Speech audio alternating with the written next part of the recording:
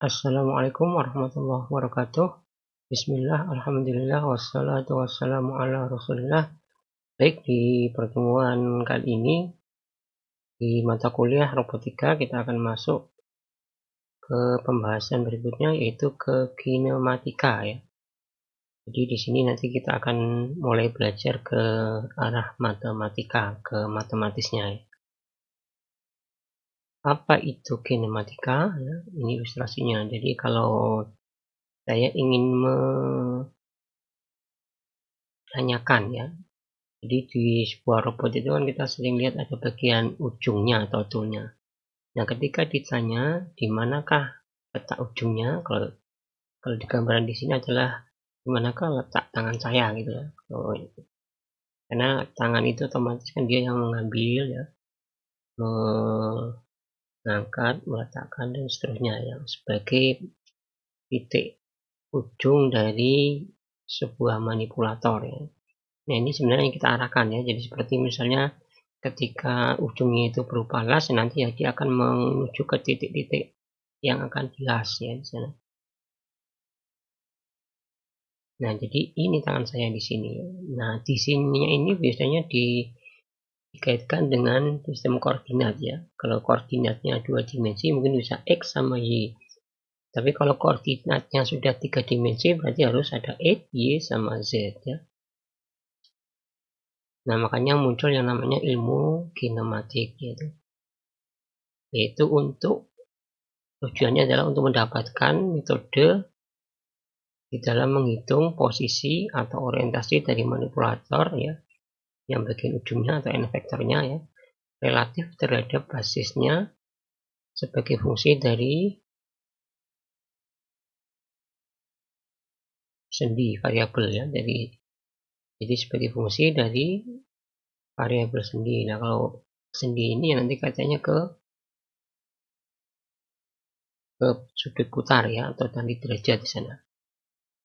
Jadi kalau terjemahan yang lain ini kinematika adalah studi analisis pergerakan tangan robot atau robot arm terhadap sistem kerangka koordinat referensi yang bisa diam atau bergerak tanpa memperhatikan gaya yang menyebabkan pergerakan tersebut. Jadi di sini adalah tidak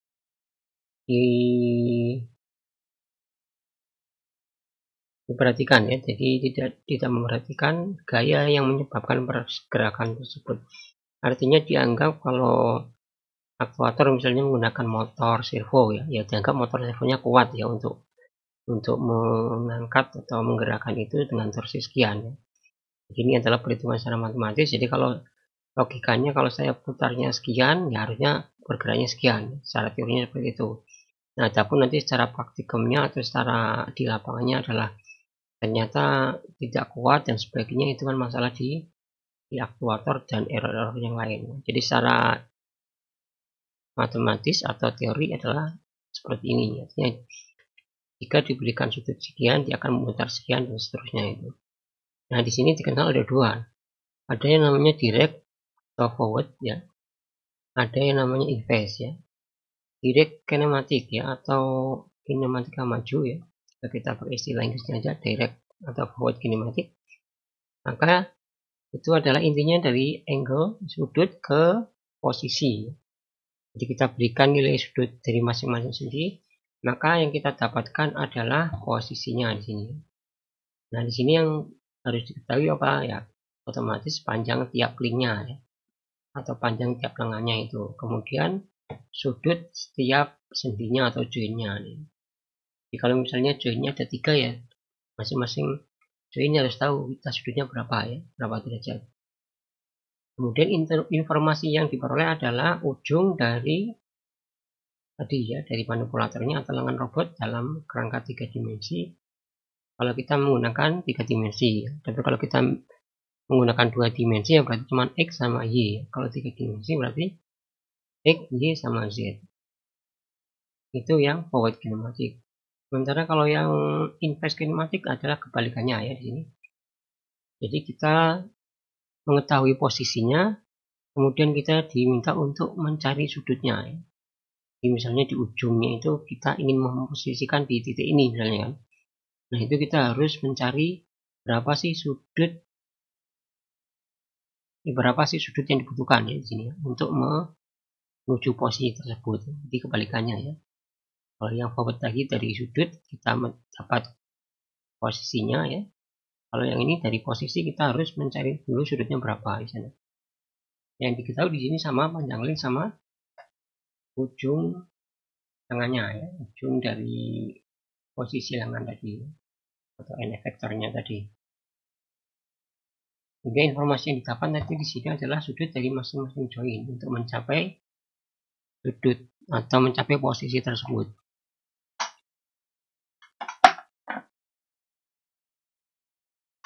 Nah, jadi secara ringkas seperti ini. Jadi forward kinematik yang diberikan adalah panjang sama sudut ya. Kemudian yang didapat adalah posisi. Kemudian kalau yang invest yang diberikan atau yang diketahui adalah panjang tiap lengan atau link ya. Kemudian posisi akhir ya dari ujung tadi atau posisi titiknya atau n vektornya tadi. Terus yang kita dapat adalah di sini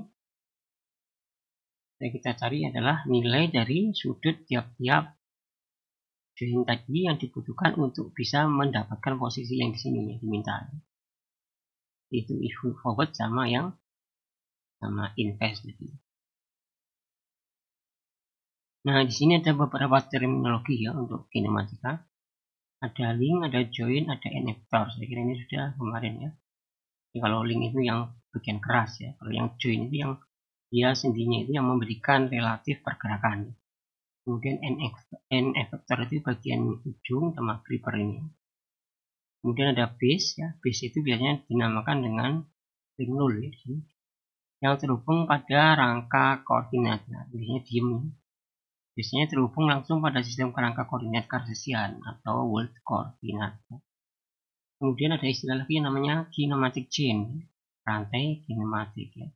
Jadi sejumlah link yang dihubungkan oleh join yang membentuk sebuah manipulator. Di rangkaiannya itu ya, dari link ada join itu membentuk yang namanya kinematic chain atau yang akhirnya nanti membentuk manipulator misalnya. Kemudian ada yang namanya open kinematic chain ya. Kalau open berarti terbuka ya. Di jumlah link yang memiliki hubungan kerangka koordinat yang terbuka, asiklik di sini. Kalau yang mix berarti ada yang hubungannya linknya itu ada yang tertutup. Nah, di sini ada contohnya. Jadi kalau yang terbuka ya kayak kita belajar di rangkaian listrik ya, open loop. Jadi tidak ada bagian yang dia itu membalik lagi ya. Ini modelnya open ya, open kinematik. Tapi begitu kita masuk ke yang mix ya, kalau yang mix berarti ada dia yang close ya. Nah, ini yang close gitu. Ya, bagian yang membentuk loop tertutupnya. Ini juga sama ya. Itu yang mix atau yang campuran. Kemudian untuk terkait dengan sudut ya, maka kita akan refresh ya sedikit tentang terkait dengan dasar trigonometri di sini. Jadi di trigonometri kita ada yang namanya sinus, cosinus, tangen ya. Dan nanti yang sering kita pakai mungkin ya sinus, cosinus ya, tangen ini juga ya. Nanti di perhitungannya ada di sana. Nah di sini kalau sin berarti sisi depan dibagi sisi miring. Sisi depan itu yang Y, sisi miring itu yang R. Ya. AP dibagi OP, AP dibagi OP. Kalau cos itu sisi samping dibagi sisi miring. Sisi samping itu yang bawah ini ya. Sisi samping, sisi miring. Kemudian kalau yang tan, sisi depan dibagi sisi samping Y per X. Nah, sehingga nanti kalau misalnya diketahui lengannya di sini kan, nah ini yang bergerak kan. Nah, maka kita bisa mengetahui koordinatnya ini ya, atau panjangnya ini. X-nya berapa, di sini Y-nya berapa ya. Jadi dari R yang diketahui ini kan lengannya ini ya, lengannya. Kalau ini berarti sendinya cuma satu ya. Lengan ringnya juga satu ya. ini titik akhirnya ujungnya P. Jadi kalau nyari di sini P koordinatnya adalah X ya sama Y. X-nya berapa ya? Tinggal cari X sama dengan cos R kali cos A. Ya. Kalau Y berapa ya? Ini Y berarti tinggal dipindah ruas ya. R kali sin A. Seperti itu. Nah, itu dasar yang paling sederhana untuk trigonometri di sini. Nah, kemudian kalau kita contohkan di sini void kinematik untuk dua link ya. Di sini ada dua link sama dua join. Nah, ini sama ini. Jadi ini berputar, ini juga berputar ya. Nah, di sini namanya theta 1, yang ini theta 2. Ini link 1 namanya A1, link 2 namanya A2 di sini. Nah, maka dengan dasar tadi trigonometri tadi kita bisa menghitung X1 itu adalah ini A1 cos. Nah, yang dipakai ini karena ini titik ini berarti yang dipakai theta ini sama ini. Jadi, kalau titiknya ini yang X, nah berarti pakainya yang cos. Kalau titiknya ini yang Y berarti pakainya yang sin seperti itu ya. Kemudian berikutnya kalau yang titik yang di sini ya, yang di ujung berikutnya yang B di yang 2 ini, maka dia akan terpengaruh juga bagian yang diputar yang pertama ini ya. Makanya di sini muncul ya. Jadi ini disambung dengan yang ini seperti itu sebenarnya bedanya. Tapi karena dia ini mutar katakanlah kalau ini 10, ini 20, maka otomatis bagian ini akan terputar sebanyak 10 tambah 20. Makanya di sini muncul A1, theta 1 ditambah theta 2 di sini ya, seperti itu. Sehingga muncul di sini X sama Y. Nah, seperti itu. Ini yang forward kinematik ya. Dan nanti bisa dicoba nanti di sini ada soal, nah jadi diketahui A1 sekian, A2 sekian, theta 1 sekian, theta 2 sekian. Jadi di soal yang pertama ini atau yang di soal 1 ya, forward kinematik ya, nanti diketahui A1 itu 8, kemudian A2 itu 10, theta 1 30 derajat, theta 2 45 derajat. Di sini kita pakai rumus ini untuk menentukan koordinat A di sini X1, Y1 sama koordinat B di 2 dan di 2 itu. Jadi sebenarnya mudah ini kita masukkan ke dalam rumus ya. Itu yang forward kinematik ya. Sementara nanti kalau kita menggunakan berikutnya ya, ada istilah berikutnya yang namanya inverse kinematik. Nah, kita contohkan di sini masih sama menggunakan dua dimensi ya, atau 2D. Jadi kalau inverse kinematik ya di sini, maka yang diketahui adalah titik ujungnya di sini ya. X Y-nya yang di sini 2 Y2 atau di sini dinotasikan X sama Y saja di sini. Nah, maka kita bisa mencarinya dengan menggunakan rumus ini. Jadi dicari dulu cos theta nilainya X1 XT yang itu yang X sama Y. Kemudian ditambah YT ya. Kuadratkan di sana tambah mungkin ini ya dan seterusnya ini. Nah, kemudian di sini itu adalah kita mencari cos theta. Nah, kalau ini sudah dimasukkan, maka kita bisa memunculkan cos theta itu nilainya berapa nanti di anti cos ya. Anti cos untuk mendapatkan nilai dari sudutnya. Nah, kalau sudah didapatkan sudutnya, maka berarti kita sudah dapatkan theta 2. Yang dicari theta 2 dulu. Nah, di sini ketika mendapatkan theta 2, bisa ada kemungkinan negatif atau positif. Kemungkinannya itu karena titik di sini kan bisa kita dapat dengan cara yang bagian paling bawah ini kita putar lebih banyak atau besar, mungkin ini dikembalikan ke arah berlawanan. Atau yang di bagian bawah ini kita putar sedikit, kemudian yang ini diteruskan. Ada dua kemungkinan kenapa di sini muncul plus sama minus. Dan nanti ambil aja salah satu ya, plusnya atau minusnya untuk mendapatkannya. Kalau ini theta 2 kan dari sini, yang sini. Kalau ini muternya ke sana kan plus. Kalau ini bawah jadinya minus. Kalau theta 2 nya minus, otomatis nanti theta 1 nya pasti curugnya lebih besar di sana ya. Tapi kalau theta 2 nya kecil atau plus atau positif, maka dia akan muternya sedikit besar. Dan kalau theta 2 nya sudah ketemu, maka kita bisa menghitung theta 1 dengan cara ini. Theta 1 sama dengan nanti tangan per X dikurangi dan seterusnya. Yang ini nanti dimasukkan lagi theta 2 akan ketemu theta 1 nya. Jadi seperti itu. Jadi di sini juga ada contoh soalnya ya. Akan dicoba nanti diketahui A1 sama dengan 5, A2 sama dengan 13 ya.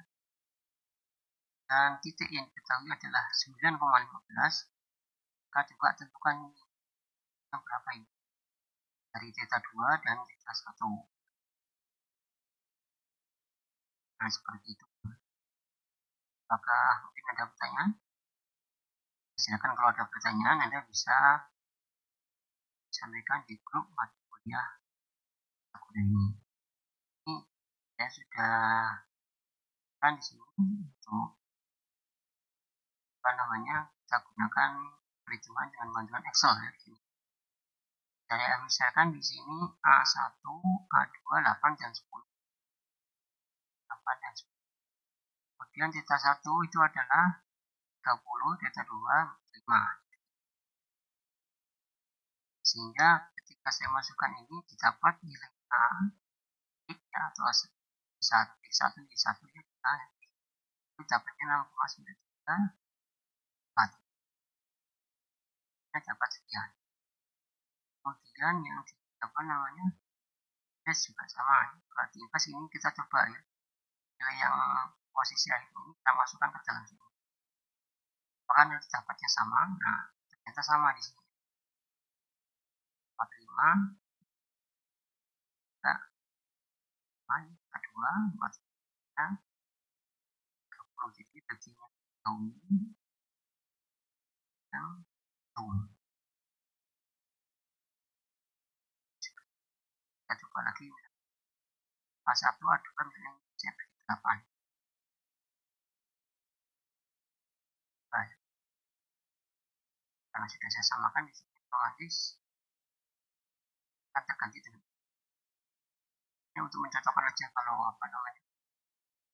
dia bisa kembali, artinya rumus yang tadi betul ya, bahwa dan IPS-nya itu tersambung atau ada koneksi ya. Nah cara yang lain saya juga bikin program pakai LP. Nah kita cobakan ini ya. Kita cobakan dengan 88 ya. Kita hitung di sini. Salah satu dari pemrograman ini untuk membantu menghitung. Kalau nanti kita pakai hardware ya bisa digunakan untuk membantu untuk mengambil data ya. Tidak perlu menunggu sampai lama di sana ya. Bisa buat otomatis dengan menggunakan software. Nah, kita coba di sini ya. Nilainya didapat ini adalah 11,73. Yang didapat di sini akan sama dengan kalau yang kita hitung ini ya ini kan 88 810 kita sesuaikan itu. Kalau kita hitung seperti ini ya nanti sama bisa karena kita ini tidak tercapai tidak terjangkau ya. Kita harus tulis di sini tunjukkan kemudian 11,7.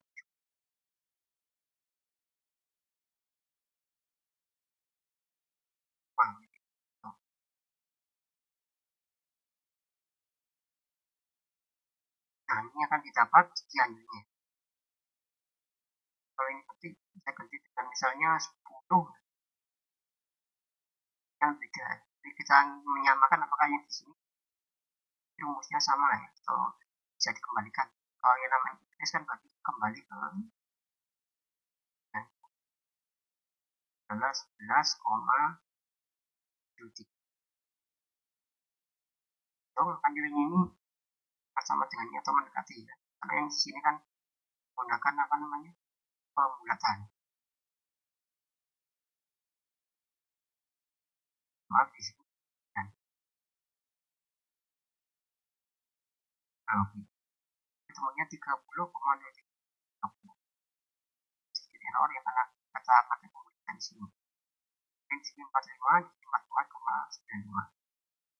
Berarti dengan kita tidak menggunakan pendekatan mungkin akan sama di sini tempatnya.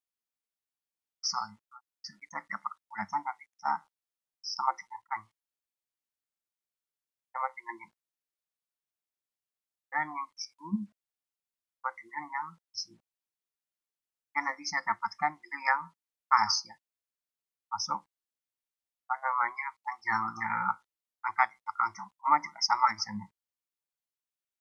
Itu dan nanti bisa dicoba untuk yang lain. Ketika Anda mengerjakan nanti soal 1 dan soal 2 jeleknya ya. Kemudian Anda bisa tadi bantuan Excel atau pakai bantuan apa namanya menggunakan dari kan seperti biasa.